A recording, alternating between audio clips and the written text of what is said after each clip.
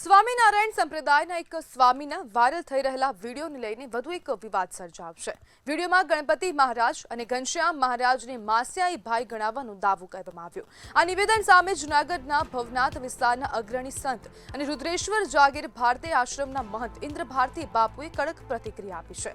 તેમણે આ દાવાને સંપૂર્ણપણે પાયા વિહોણો અને શાસ્ત્ર વિરુદ્ધ ગણાવ્યો છે. બાપુએ સ્પષ્ટ શબ્દોમાં જણાવ્યું છે કે ભગવાન ગણપતિ અનાદિકાળથી પૂજાય છે, જ્યારે ઘનશ્યામ મહારાજનો લગભગ 200 વર્ષ પૂર્વે થયો છે, જેથી આવા તુલનાત્મક નિવેદનો ધાર્મિક માન્યતાઓને ભ્રમિત કરી શકે છે.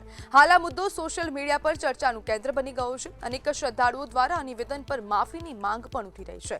સાધુ સમાજમાં પણ ચર્ચા ચાલી રહી છે કે આવી ઘટનાઓને સમયસર અટકાવવી જરૂરી છે, નહીં તો ભવિષ્યમાં ધાર્મિક ભાવનાઓને ઠેસ પહોંચે તેવી સ્થિતિ સર્જાઈ શકે છે. અને આજે સમગ્ર વિડીયો છે તે સોશિયલ મીડિયા પર ખૂબ વાયરલ થઈ રહ્યો છે. હવે લોકો દ્વારા પણ આ મુદ્દે હવે કડક ટિપ્પણી કરવામાં આવી રહી છે અને એક એવો પણ પ્રશ્ન ઉભો કરવામાં આવી રહ્યો છે કે શું સ્વામિનારાયણ સંપ્રદાયના જે સંતો છે તેમની પાસે બુદ્ધિ નથી, તેવા પ્રકારની કોમેન્ટો હવે આ જે વિડીયો છે તેની અંદર મારવામાં આવી રહી છે. સમગ્ર મામલે ઇન્દ્ર ભારતી બાપુએ હવે પ્રશ્ન ઉઠાવ્યો છે અને તેમનું પણ સ્પષ્ટ શબ્દોમાં કહેવું છે કે આવી તુલના કરવામાં આવી રહી છે. ક્યાંક ને ક્યાંક આવા નિવેદનોના કારણે હવે સમાજમાં ખોટો સંદેશ જઈ શકે છે, કારણ કે હવે જો આવા પ્રકારે હવે આવા નિવેદનો આપવામાં આવે, હવે સાધુ સંતો આવા નિવેદનો આપશે તો પછી ક્યાંક ને ક્યાંક સમાજની અંદર ખરાબ સંદેશ જશે, ખોટો સંદેશ જશે, કારણ કે લોકો હવે સંતોને સાંભળી રહ્યા છે.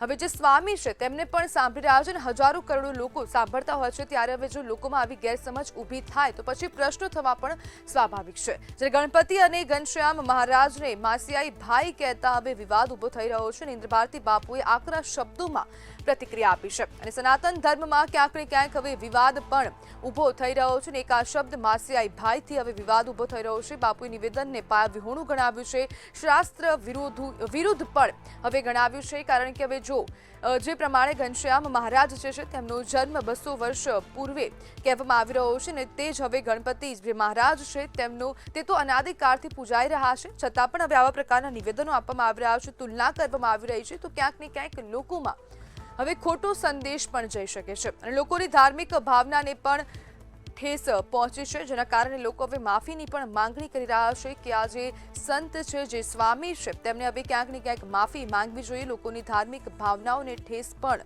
પહોંચ્યો છે અને વિરોધ પણ નોંધાવવામાં આવી રહ્યો છે. જ્યારે લોકો હવે વિરોધ કરી રહ્યા છે અને હવે આ વિરોધના સૂર જૂનાગઢ ખાતેથી ઉઠ્યા છે અને સોશિયલ મીડિયા પર આ વિડીયો ખૂબ વાયરલ થઈ રહ્યો છે. ઇન્દ્ર ભારતી બાપુની કડક પ્રતિક્રિયા અને આ સ્વામી નારાયણ સંપ્રદાયના સ્વામીનું આ એક નિવેદન, તેનાથી હવે એક વિવાદ ઉભો થઈ રહ્યો છે. જ્યારે લોકો પણ હવે માફીની માંગણી કરી રહ્યા છે કે હવે જે આ સ્વામી છે તે માફી માંગે અને આ નિવેદનોને લઈને અનેક લોકો દ્વારા પ્રતિક્રિયાઓ આપવામાં આવી રહી છે. જ્યારે હવે અહીંયા પ્રશ્ન પણ ઉભો એવા થઈ રહ્યા છે, કારણ કે જો સંતો આવા પ્રકારના નિવેદનો આપશે તો પછી લોકો શું વિચારશે, લોકોના મગજમાં એક ખોટી છાપ ઊભી થશે અને એ ખોટી ઇમેજના કારણે હવે લોકો પણ ક્યાંક ને ક્યાંક ભ્રમિત થશે તેવું પણ સ્પષ્ટપણે લાગી રહ્યું છે. જો હવે સ્વામી દ્વારા જ્યારે પ્રવચન આપવામાં આવી રહ્યા છે તે દરમિયાન હવે ધ્યાન આપવામાં નહીં આવે અથવા તો ગમે તે બોલી દેશે તો હવે લોકો પણ ક્યાંક ને ક્યાંક વિરોધ કરશે, કારણ કે લોકોમાં પણ સમજણ છે. જ્યારે ગણપતિ મહારાજ હવે છેલ્લા ઘણા અનાદિકાળથી પૂજાવતા આવી રહ્યા છે અને તેમની જે સરખામણી છે તે હવે ઘનશ્યામ મહારાજ જોડે કરવામાં આવી રહી છે, માસિયાઈ ભાઈ કહેવામાં આવી રહ્યા છે. તેના કારણે હવે ક્યાંક ને ક્યાંક હવે વિવાદ ઉભો થઈ રહ્યો છે. લોકોની ધાર્મિક ભાવનાઓને પણ ઠેસ પહોંચી રહી છે અને જેના જ કારણે હવે વિરોધ પણ વધી ગયો છે. અગાઉ પણ આવા કેટલાક નિવેદનો સ્વામિનારાયણ સંપ્રદાયના સંતો દ્વારા આપવામાં આવ્યા છે, અનેક વખત વિવાદ પણ થયા છે અને આ વખતે વધુ એક વિવાદ ઉભો થયો છે અને આ વિડીયો જે છે તે સોશિયલ મીડિયા પર ખૂબ વાયરલ થઈ રહ્યો છે. લોકો પણ આકરી પ્રતિક્રિયાઓ આપી રહ્યા છે, પ્રશ્નો પણ કરી રહ્યા છે. જ્યારે હવે જે પ્રમાણે આ નિવેદન આપવામાં આવી રહ્યું છે, નિવેદન સાંભળીએ તો એવું લાગે કે ક્યાંક ને ક્યાંક હવે આ જે સ્વામી છે તેમના નિવેદનની ઉપર પ્રશ્નો ઉભા થઈ રહ્યા છે.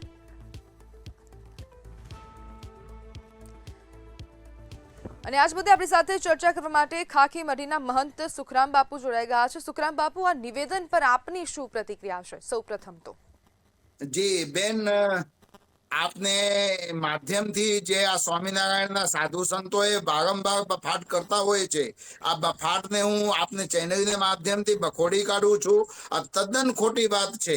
આ બનાવેલી ને ઉપજાવેલી વાત જ્યારે સ્વામિનારાયણના સાધુએ બોલતા હોય ત્યારે હું હાથ જોડીને સ્વામિનારાયણ સંપ્રદાયના અનુયાયીઓને વિનંતી કરું છું કે હવે તો માથા ઉપરથી પાણી વહેતો થઈ ગયા છે, નીકળી ગયા છે. હવે તમે આ લોકોને ઉપર લગામ આપો. બાકી હવે તો કઈ બાકી રાખ્યા નથી. અત્યાર સુધી તક ના બોલવાનું બોલતા હતા, હવે ઈ પણ બોલે છે કે અમારા જે સ્વામિનારાયણ ભગવાન છે અને ગણપતિ દાદા છે, માસિયાભાઈ છે. કેવી રીતે આ બધા સરખામણી કરાવે છે? આ લોકોને કઈ જ્ઞાનની કઈ ખબર નથી લાગે છે.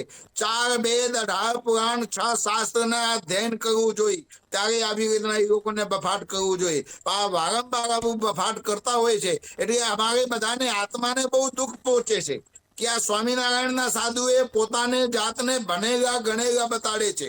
અને ભણેલા ગણેલા જયારે સાધુ હોય ને ત્યારે આવી બધી વાતો ન કરતા હોય બેન. પણ હવે જો આ બધા લોકો નો બોલવાનું બોલે છે એટલે મજબૂરીમાં અમારે બધાને સ્વામિનારાયણ સંપ્રદાયના લોકોના વિરોધ કરવું પડે છે બેન.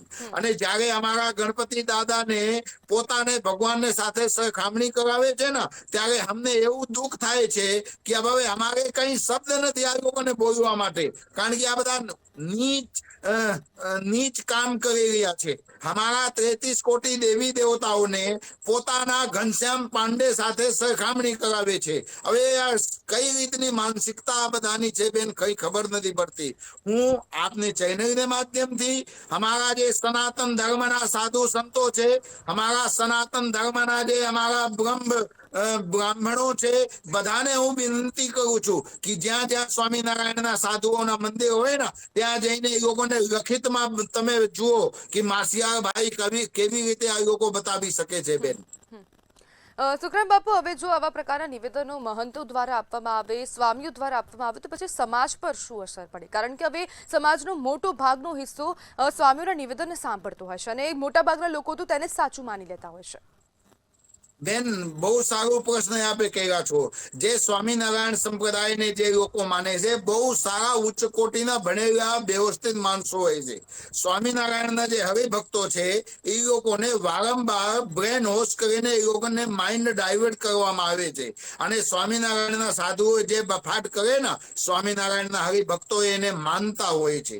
જ્યારે સ્વામિનારાયણ સંપ્રદાયના લોકો સ્વામીઓને એટલા બધા માને છે ત્યારે એ લોકોને પોતાના શબ્દો બોલે ને એને વજન કરીને બોલવું જોઈએ. કારણ કે આવા બફાટ કરતા હોય ને ત્યારે સ્વામિનારાયણના જે હરિભક્તો છે એ લોકોને મુખ બંધ રાખવું પડે છે. કારણ કે ખોટી રીતના બફાટ કરે ત્યારે એ લોકોને એને પોતાના ધર્મગુરુને વિરુદ્ધમાં જઈ શકતા નથી. એ લોકોને ખબર હોવા છતાંય કઈ બોલી શકતા નથી. એટલે અમારા સમાજને ગેરમાર્ગે દોરવાનું કામ સ્વામિનારાયણના સંપ્રદાયના સાધુઓ કરે છે. અને જ્યારે આવા સ્વામિનારાયણ સંપ્રદાયના સાધુઓ આવા બફાટ કરે ને ત્યારે અમારા સમાજની અંદર અનેક પ્રકારનું વિચારવા જેવું બાતો કહી જાય છે. એ લોકો ગણેશ ભગવાને શંકર દાદાના દીકરા છે અને શંકર ભગવાને કયા સમયમાં થઈ ગયા છે અને ઘનશ્યામ પાંડે હમણાં 200 થી 250 વર્ષમાં થયા છે.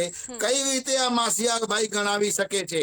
આ લોકોને શાસ્ત્રના કઈ જ્ઞાન નથી એટલે આવી રીતના બફાટ કરે છે. પણ કદાચ હવે એ લોકોને અમારે શાસ્ત્રને બનાવવું પડશે.